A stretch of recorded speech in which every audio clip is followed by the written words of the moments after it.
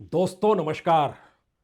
किसने कहा cabinet minister Hardeep Puri से जाइए और हर न्यूज चैनल को इंटरव्यू दीजिए और बताइए कि उनकी मुलाकात मिस्टर एप्स्टीन से हुई थी और एक दो बार नहीं कई बार हुई थी। खुलकर बताइए जिससे लोग यह जान सके कि आपकी मुलाकात हुई थी और फिर आप निशाने पर आ जाएं। किसने कहा निशिकांत दुबे से? बीजेपी के सांसद हैं। जाइए और इस तरीके के आरोप राहुल गांधी पर लगाइए जिसके बाद पूरा मामला राहुल गांधी के इर्द गिर्द संसद के भीतर बाहर उठने लग जाए। किसने कहा गिरिराज सिंह से? जी, यह भी कैबिनेट मिनिस्टर है। जाइए और उन तस्वीरों को साथ लाकर नेहरू को कटघरे में खड़ा कर दीजिए और बताइए कि एप्स्टीन फाइल कोई मायने नहीं रखती है और भारत की आजादी के बाद से ही यह सब कुछ इस तर्ज पर चलता चला आ रहा है। किसने कहा इस दौर में विदेश मंत्री जयशंकर से तेल के मुद्दे पर आप बिल्कुल खामोश हो जाइए। अभी तक जिन बातों का जिक्र आप देश हित में कर रहे थे, अब उस पर आपको खामोशी बरतनी होगी और बताना होगा आप विदेश मंत्री हैं। आप ना तो अमेरिकी डील में शामिल हैं और ना ही आप तेल के खेल में कहीं खड़े हैं। किसने कहा पीयूष गोयल से आप इस डील को लेकर उन तमाम योजनाओं को रखना शुरू कर दीजिए कि इस देश में कैसे लाभालाभ होगा। आप कोई एग्रीकल्चर मिनिस्टर नहीं है, लेकिन बतलाइए आप ही कि कृषि के क्षेत्र में क्या कुछ फायदा होने वाला है इस डील से, लेकिन आप तेल के खेल में नहीं फंसेंगे। उस दिशा से आप पल्ला झाड़ लीजिएगा। यह भी कैबिनेट मिनिस्टर है, जयशंकर भी कैबिनेट मिनिस्टर है, गिरिराज सिंह भी कैबिनेट मिनिस्टर हैं, हरदीप पुरी भी कैबिनेट मिनिस्टर हैं। और किसने कहा अश्वनी वैष्णव से कि जाइए अब टाइट कीजिए आईटी एक्ट को लेकर परिस्थितियों को नए सिरे से गूंथना शुरू कीजिए, अन्यथा यह मैसेज ना जाए कि भारत के भीतर आईटी एक्ट को लेकर बहुत ढील बरती जा रही है और सरकार का नजरिया उस दिशा में जाता ही नहीं है। किसने कहा? इस दौर में वाकई किसने कहा था जब अरावली को लेकर हंगामा मचेगा तो पर्यावरण मंत्री खामोशी बरत लें और अगर वो कुछ कहे तो खुलकर इस बात का जिक्र करें कि सब कुछ बेहतरीन पहाड़ के लिए ही है। वो पहाड़ चाहे छीला जा चुका हो, ध्वस्त किया जा चुका हो, लेकिन आपको उसके हक में खड़े होना है।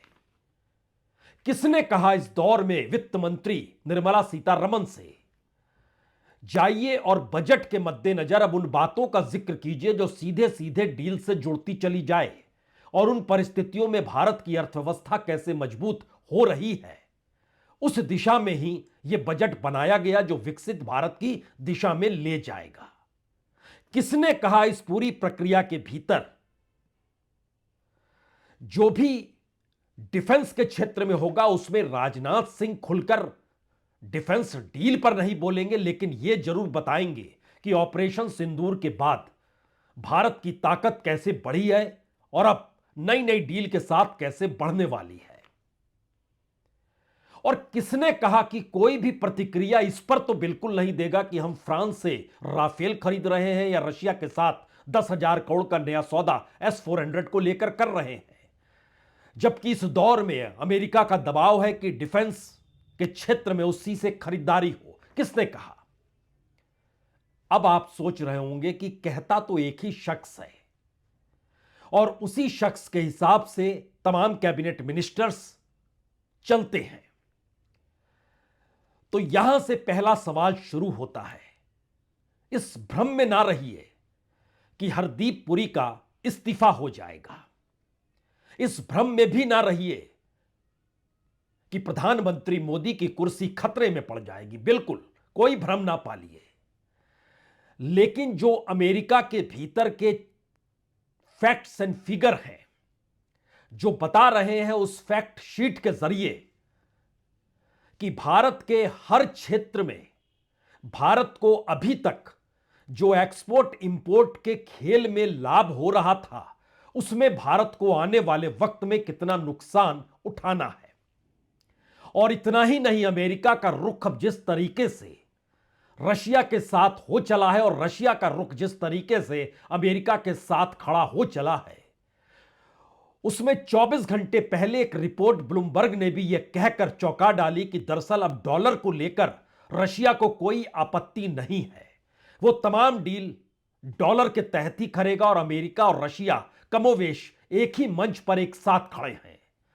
जहां आने वाले वक्त में आपको हो सकता है यूक्रेन के भीतर कोई पपेट दिखाई देने लग जाए और जिस जमीन पर कब्जा रशिया ने किया है वो जमीन उसी के हवाले हो जाए, यानी बिल्कुल नई परिस्थितियों में जो भी सोच रहा है वह सोचना बंद कर दे। लेकिन सवाल भारत के भीतर का इसलिए महत्वपूर्ण है, क्या किसी भी मंत्री की इतनी ताकत नहीं है कि वो अपने हिसाब से अपने मंत्रालय को चला भी सके, या फिर काबिलियत नहीं है? और अगर ताकत और काबिलियत से इतर जाएंगे तो फिर उनकी पहचान ही क्या है? कैबिनेट मिनिस्टर्स का जब हम जिक्र कर रहे हैं और हमने शुरू में कह दिया कि मत भ्रम में रहिए कि हरदीप पुरी का इस्तीफा हो जाएगा, क्योंकि इस दौर में तमाम मंत्रालयों का कच्चा चिट्ठा बतलाता है कि जिस भी मंत्रालय ने जो भी निर्णय बीते 10 वर्षों में लिया है उसकी पहुंच, पकड़ या सोच कहीं तीसरी जगह से निकल कर आई है। वो वर्ल्ड बैंक और आईएमएफ का प्लान भी हो सकता है, वह उन ताकतवर देशों के राष्ट्राध्यक्षों की जो एप्स्टीन फाइल में दर्ज है वहां से निकली हुई परिस्थितियां भी हो सकती है, और भारत के भीतर भी जो मंत्रिमंडल 2014 के बाद से बनना शुरू हुआ उसके ऊपर भी प्रभाव शायद उन अंतर्राष्ट्रीय नेक्सस का था जिसके आश्रय वो नेक्सस दुनिया के तमाम देशों को चला पाता है, चला सकता है या चलाना चाहता है, और खास तौर से वहां पर जहां किसी भी देश में एक बड़ा राजनीतिक परिवर्तन हो रहा हो। इस सवाल को हम छुएं उससे पहले हमें लगता है एक बात और समझ लेनी चाहिए। अमेरिका के भीतर इस बात को लेकर हलचल है कि दरअसल उसे अब नई विश्व व्यवस्था में नए तौर तरीकों के आश्रय नए नए देशों के साथ खड़ा होना होगा, और इसका खुला जिक्र मार्को रूबियो ये कहकर करने से अब चूक नहीं रहे हैं। सब कुछ बदल गया है। इस जियोपॉलिटिक्स का मतलब वो नहीं है जो पुराने वक्त में हुआ करता था, और इसीलिए इस नई विश्व व्यवस्था में अमेरिका भी नए तरीके से परिस्थितियों को बना रहा है। The world is changing very fast right in front of us. The old world is gone, frankly. The world I grew up in, and we live in a new era in geopolitics, and it's going to require all of us to sort of re-examine what that looks like and what our role is going to be. And we've had many of these conversations in private with many of our allies. We are our allies, and we need to continue to have those conversations. And I think Saturday, hopefully, and the meetings we'll have there when we'll. इस नई विश्व व्यवस्था का मतलब होता क्या है? दरअसल इस नई विश्व व्यवस्था का बहुत साफ मतलब है, जिन भी देशों की राजनीतिक सत्ता के समानांतर वहां पर जो कॉरपोरेट है, जो बिजनेसमैन है, जो अंतर्राष्ट्रीय धंधे में अमेरिका के साथ खड़े हैं, उनका ज्यादा महत्व है। और यह संदर्भ भारत को लेकर भी है।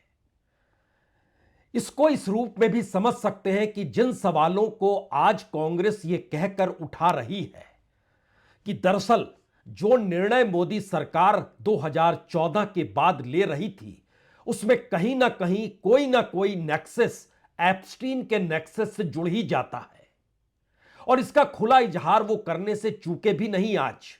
लेकिन वो क्या कह रहे हैं उससे पहले अभी मौजूदा वक्त में परिस्थितियों को समझने की भी जरूरत है कि भारत सरकार को कोई अभी खुला लाइसेंस दिया नहीं गया है कि आप तेल वेनेजुएला से कैसे खरीदेंगे, लेकिन भारत के भीतर जो प्राइवेट सेक्टर है और जो ऑयल रिफाइनरीज चलाते हैं उनको तो यह लाइसेंस दिया जा चुका है कि दरअसल अब आप सीधे वेनेजुएला से तेल खरीद सकते हैं, और वेनेजुएला का तेल अमेरिकी बिजनेस के हाथों के भीतर से चलेगा।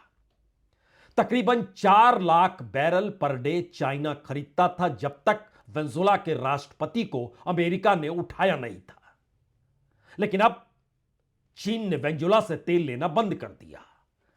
हर दिन 4 लाख बैरल। जाहिर है भारत की वो तमाम प्राइवेट कंपनियां, उसमें एक नाम आप रिलायंस का ले सकते हैं, क्योंकि रिलायंस भी वेंजुला से ही तेल पहले ले रहा था, यानी वो पाइपलाइन बनी हुई है। उस दौर में प्रतिबंध लगे वेंजुला पर, तो फिर बंद कर दिया गया भारत के प्राइवेट सेक्टर्स के जरिए भी जो वेंजुला से तेल ले रहे थे। भारत सरकार ने भी बंद कर दिया 2019 के बाद। दो मतलब है। पहला मतलब तो यह है, जब तक राजनीतिक सत्ता की जरूरत हो, उसके ऊपर वर्ल्ड बैंक और आईएमएफ की नीतियों के आश्रय दबाव बनाया जा सकता है, काम करवाया जा सकता है, जो कि अभी तक हो रहा था। लेकिन अब अमेरिका एक नए युग में प्रवेश कर चुका है और सबको उस नए युग में प्रवेश कराना चाहता है। तो बीते 10-11 वर्षों में जो बिजनेस था, उसके ऊपर अगर पॉलिटिक्स निर्भर हो गई, तो फिर किसी पॉलिटिशियंस की क्या जरूरत है। सीधे बिजनेस के आश्रय ही हर देश की इकोनॉमी को साध लिया जाए। और जब इकोनॉमी को साधना इस लिहाज से है, तो ऐसे में हर उस देश के बड़े कॉरपोरेट हाउसेस को अपने हिसाब से चलाने में क्या दिक्कत होगी। तो क्या भारत के भीतर जो सवाल आज कांग्रेस उठा रही है, हमें लगता है, सुन लीजिए। 13 नवंबर 2014 को रीड हॉफमैन को एप्स्टीन ने एक मेल भेजा, जिसमें वो डिजिटल इंडिया के बारे में जानकारी दे रहे थे। तारीख याद रखना, 13 नवंबर 2014। डिजिटल इंडिया शुरू कब हुआ, अनाउंस कब हुआ, वो डेट भी देख लीजिए जरा। डिजिटल इंडिया जुलाई 2015 में शुरू हुआ, यानी कि एप्स्टीन को भारत के नागरिकों से पहले डिजिटल इंडिया की जानकारी हमारे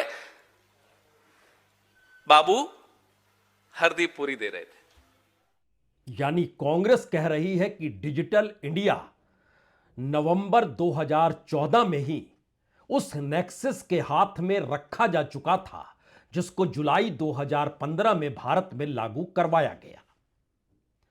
अगर इस नजरिए से समझे तो भारत के भीतर दर्जनों ऐसे प्रोजेक्ट आपको इस वक्त दिखाई दे जाएंगे, जो कि वर्ल्ड बैंक और आईएमएफ की पॉलिसी के तहत गरीब और विकासशील देशों में क्या क्या लागू करवाना है और उन्हें कितना कर्ज देना है और उस कर्ज के आश्रय उनकी पॉलिसी को कैसे चलाना है, यह सब कुछ आपको मिल जाएगा। बहुत मशक्कत की जरूरत नहीं है, यह सब वर्ल्ड बैंक और आईएमएफ के तमाम साइट्स पर मौजूद है, जो खास तौर से भारत को लेकर उनके जहन में जो वर्ल्ड व्यू नजर आता है कि भारत जैसे विकासशील देशों को लेकर नजरिया क्या होना चाहिए। अब यहां पर दोबारा लौटिए उस परिस्थिति के भीतर में जब मौजूदा वक्त में जयशंकर और पीयूष गोयल लगातार जिस ऑयल का जिक्र कर रहे थे, जिस डील का जिक्र कर रहे थे, जब व्हाइट हाउस की फैक्ट फाइल निकल कर आती है तो उसके भीतर जो दर्ज है, वो एग्रीकल्चर हो, वो इंडस्ट्रियल प्रोडक्ट हो, वो ऑयल हो, वो $500 बिलियन की खरीद हो, तमाम चीजों को जब आप परखना शुरू करेंगे तो एक झटके में आपके भीतर फिर से एक नया सवाल उभर कर आएगा। क्या भारत के भीतर अब किसान समझ चुका है, मजदूर समझ चुका है और इसका लाभ विपक्ष को अब मिलने लगा है, या राहुल गांधी जिस तरीके से अपनी मुलाकातों का दायरा किसानों के बीच खुद को ले जा रहे हैं, वो यूं ही नहीं ले जा रहे हैं। वो जान रहे हैं कि अंतर्राष्ट्रीय तौर पर अगर ये डील हुई है तो इसमें मोदी सरकार की मौजूदगी आने वाले वक्त में और कम होगी, क्योंकि ये डायरेक्ट डील कॉरपोरेट हाउसेस के साथ है। यहां पर दो सवाल और होंगे।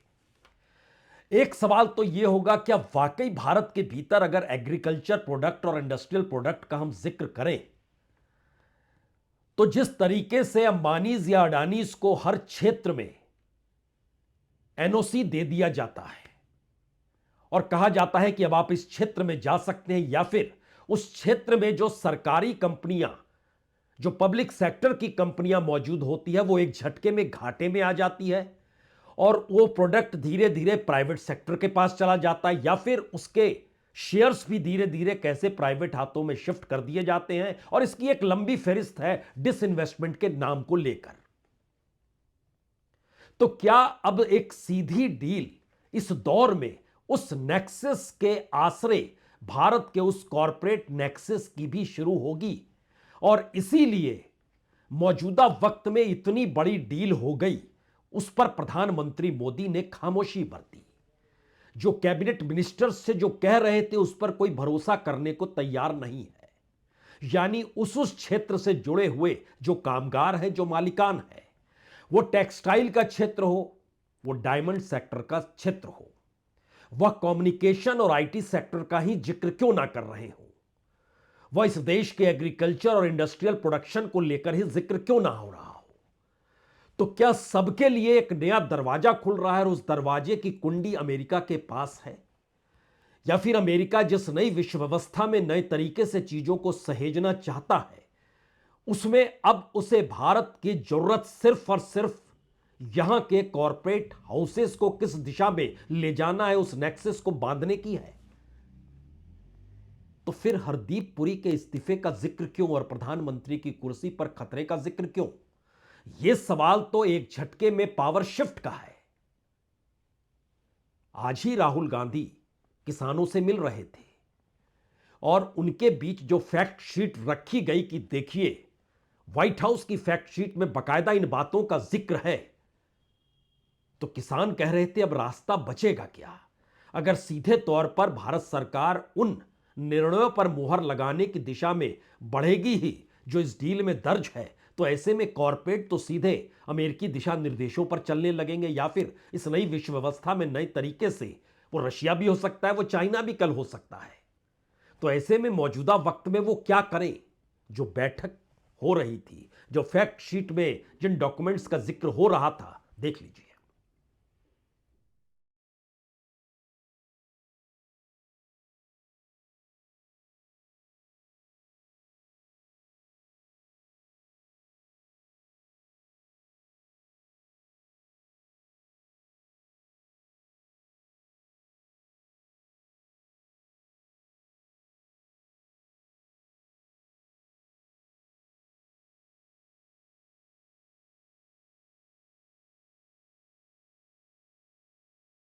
असल में यह फैक्ट शीट हो या भारत के भीतर अलग अलग क्षेत्रों से जुड़े लोगों के सामने आने वाले संकट की आहट अब उन्हें सुनाई देने लगी हो, लेकिन उससे आगे की बड़ी खलबली तो बीजेपी के नेताओं के सामने भी है।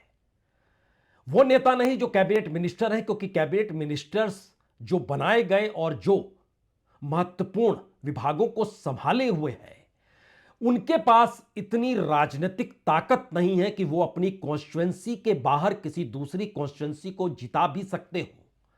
अपने क्षेत्र में भी जीतते हैं तो प्रधानमंत्री मोदी का चेहरा लेकर ही जीतते हैं।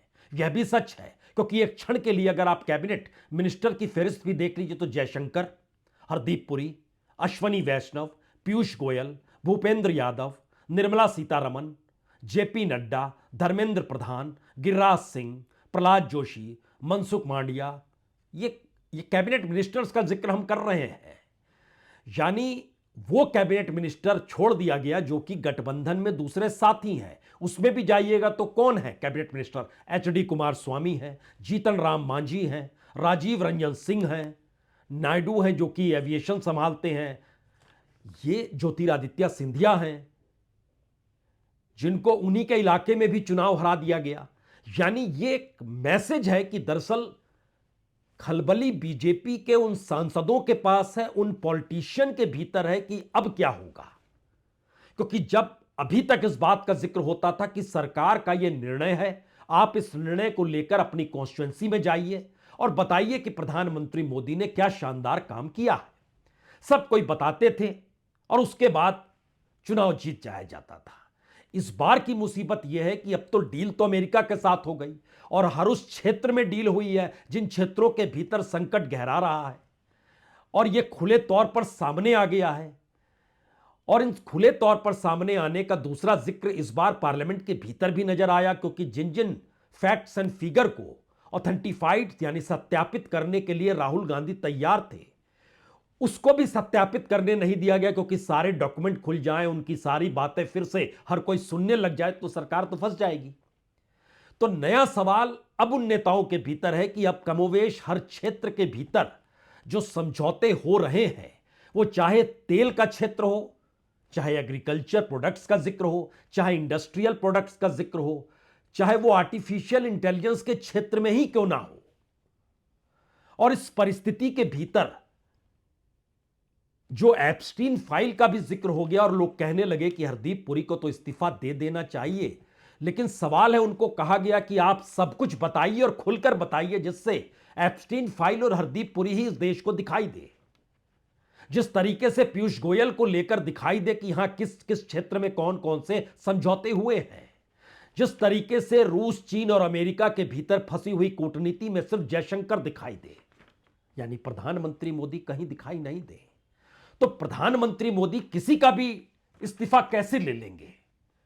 क्योंकि इस्तीफा लेने की शुरुआत होगी तो जयशंकर का लिया जा सकता है, अश्वनी वैष्णव का लिया जा सकता था, पीयूष गोयल का है, हरदीप पुरी तो फिर से आ गए सामने, भूपेंद्र यादव हैं, निर्मला सीतारमण है जो फाइनेंस मिनिस्टर है, धर्मेंद्र प्रधान है एजुकेशन के क्षेत्र में जो कुछ हुआ, गिरिराज सिंह है, प्रहलाद जोशी है, मनसुख किस किस का आप लेंगे, कैसे कैसे लेंगे? और सहयोगियों भी इस दायरे में आकर खड़े हो जाएंगे, वो चाहे एविएशन मंत्रालय का चक्कर हो, जहां पर जिस लिहाज से स्ट्राइक हुई और जो घाटा लोगों को हुआ, उनके भीतर अभी भी सवाल है, इस देश को चला कौन रहा है? और जब चलाने की परिस्थितियां अब खुले तौर पर कॉन्ट्रैक्ट के जरिए दूसरे देशों के साथ आर्थिक संबंध बनाने की दिशा में जा चुकी है, बढ़ चुकी है, और उसको पूरे विपक्ष ने थाम लिया है, तो बीजेपी के सांसद अपनी कॉन्स्टिट्यूंसी में जाकर क्या कहेंगे? यह फैसला प्रधानमंत्री मोदी का है या अमेरिकी राष्ट्रपति ट्रंप का है, या दोनों देशों के बीच हुई नई ट्रेड डील का है जो असर पड़ने वाला है? यह सवाल परेशान अगर कर रहा है तो एक क्षण के लिए सोचिए कि सबको बोला गया कि आपका इस्तीफा तो होगा नहीं, क्योंकि इस्तीफे की कड़ी लग गई तो फिर झड़ी लग जाएगी, और उसके बाद तो वो कुर्सी तक बात पहुंच जाएगी कि कुर्सी डगमगाने तो नहीं लगी। तो सब बातों को अपने इर्द गिर्द लेते चले जाइए। इसलिए ध्यान दीजिए हरदीप पुरी क्या कह रहे हैं, पीयूष गोयल क्या कह रहे हैं, सुन लीजिए। This is minimal interaction. But if your answer is, in 2008 he was, in 2008 he pled guilty, yes, for a charge that he was soliciting the favors of a woman who was underage. That was it. The rest of the stories got to be known much later. But believe me, many of us had doubts on Dear farmer brothers and sisters, Rahul Gandhi ji is a habitual liar. He has no concern for Mahabharat or the well-being of our farmers and youth. यानी देश बिका नहीं है, लेकिन देश की door चलाने के लिए क्या किसी दूसरे के हाथों में इस दौर में तमाम पॉलिसी के तहत सौंप दी गई, और वो आखिरी कील ट्रेड डील के जरिए ठोकी जा चुकी है। क्योंकि अगर उसके रिपकल्शंस को आप देखें भारत के शेयर बाजार के भीतर भी आज क्या हुआ। 18 तारीख से दिल्ली में आर्टिफिशियल इंटेलिजेंस को लेकर अंतर्राष्ट्रीय सेमिनार होने वाले हैं, जिसमें दुनिया के कई राष्ट्राध्यक्ष मौजूद होंगे। लूला भी आ रहे हैं ब्राजील के। अगला सवाल यह है कि आर्टिफिशियल इंटेलिजेंस पर ही पूरी की पूरी हमारी आईटी इंडस्ट्री टिकी हुई है, और यह चर्चा कल से चल रही थी कि दरअसल आर्टिफिशियल इंटेलिजेंस को लेकर जो दुनिया भर के भीतर बवाल मचा हुआ है, उसमें भारत सबसे बड़ा सर्विस सेक्टर आईटी सेक्टर के जरिए ही चलाता है। लेकिन एक झटके में जो एंथ्रोपिक की एआई तकनीक ने पूरे सेक्टर की नींद इस तर्ज पे उड़ा दी कि एक झटके में आईटी शेयर $50 बिलियन तक उसमें गिरावट आ गई। यानी भारत के भीतर लगभग $283 बिलियन का पूरा आईटी सर्विस इंडस्ट्री है। इस पे आने वाले वक्त में कैसे चोट होने वाली है, कोई नजरिया अश्वनी वैष्णव का साफ नहीं है। सरकार की तरफ से खामोशी बरती गई। तो आप इस्तीफा एप्स्टीन फाइल पे लेंगे, ट्रेड डील पर लेंगे, देश की इकोनॉमी ना संभाल पाने को लेकर लेंगे, एग्रीकल्चर मिनिस्ट्री का लेंगे, किसका लेंगे? और जब उसको चलाने के लिए एक पीएमओ मौजूद है जो आज एक नई इमारत में तब्दील हो गया, जिसका नाम सेवा तीर्थ रख दिया गया। जिक्र तो नागरिकों की सेवा का है, लेकिन जिक्र यहां पर कॉरपोरेट से होते होते अंतर्राष्ट्रीय नेक्सस की दिशा में चीजें चली जब गई तो फिर पुरानी फाइलें खोली जाने लगी कि दरअसल यह खेल तो क्या बीते 10 साल से इस देश में हर पॉलिसी के तहत चल रहा है। आज शेयर बाजार में लगभग 7.5 लाख करोड़ रुपए निवेशकों के डूब गए। जिम्मेदारी कोई लेगा नहीं, और ना ही भारत का कोई मंत्री, कैबिनेट मिनिस्टर्स अपने डिपार्टमेंट के तहत यह कहने की स्थिति में आएगा कि दरअसल हमें अब क्या करना है, किस दिशा में जाना है, कौन सी पॉलिसी बननी चाहिए। बिल्कुल नहीं। सिर्फ 3 सवाल बड़े महत्वपूर्ण हैं। पहला सवाल तो यह है, क्या इस दौर में एक भी इस्तीफा इस देश में सीधे प्रधानमंत्री कुर्सी की नींव को हिला देगा? इसीलिए कोई इस्तीफा कभी लिया ही नहीं गया। दूसरी बात, जब इस देश के सारे मंत्रालयों के प्रचार प्रसार का समूचा पैसा बजट में तब्दील होकर प्रधानमंत्री को प्रोजेक्ट करने में लग जाता है, तो कोई भी मंत्रालय को संभाले हुए कोई भी पॉलिसी हो, कोई भी प्राइवेटाइजेशन की दिशा में बढ़ते कदम हो, या फिर जो मोनेटाइजेशन का जिक्र किया गया, उस तमाम पूंजी के पीछे वो नेक्सस काम कर रहा है, जिसके अदृश्य हाथ पहली बार हर कोई जान रहा है कि हां, ये अंबानी अडानी तो ठीक है, लेकिन पहली बार अगर उसके दिशा निर्देश भी बाहर से ही निर्देशित हो रहे हैं, तो फिर जनता के द्वारा चुनी हुई सरकार जनता के हित के लिए क्या काम करेगी? क्या यह सवाल अब गायब हो गया है? और इससे जुड़ा हुआ जो आखिरी महत्वपूर्ण सवाल है, क्या इस पूरी प्रक्रिया के भीतर अब अपनी साख बचाने के लिए मौजूदा राजनीति को सिर्फ चुनाव जीतना ही जब महत्वपूर्ण हो गया, तो पूरी सरकार जो सत्ता में है वो इसी में लगी रही कि दरअसल हमें चुनाव जीतना है, जिससे अंतर्राष्ट्रीय मैसेज ये जाए, काम तो आपके अनुकूल होगा लेकिन रास्ता हम ही बनाएंगे और हमारे अलावे कोई दूसरा रास्ता बना नहीं पाएगा। तो क्या इसीलिए पहली बार पार्लियामेंट के भीतर राहुल गांधी मोदी से नहीं, ट्रंप से लड़ते हुए नजर आए? उस अंतर्राष्ट्रीय नेक्सस को उभारने की कोशिश में लगे रहे, जहां पर यह मैसेज बड़ा हो जाए कि भारत की मौजूदा राजनीतिक सत्ता जो है वो वजीर नहीं एक प्यादे में तब्दील हो गई है क्या? शायद बीते 3-4 दिनों में जो कुछ हुआ पार्लियामेंट के भीतर, अगर उसकी हकीकत को समझे तो यह मैसेज बहुत साफ है कि इस देश के भीतर बनने वाली नीतियों के पीछे कौन, कहां पर, कब, कैसे खड़ा था, और इसकी शुरुआत 2014 से ही कैसे हो गई थी और मौजूदा वक्त में भी वो कैसे चलती चली आ रही है। यानी इस इकोनॉमिक नेक्सस में पहला मैसेज यह साफ उभर गया, हर देश की राजनीतिक सत्ता में बैठा हुआ शख्स सबसे बड़ा व्यापारी है।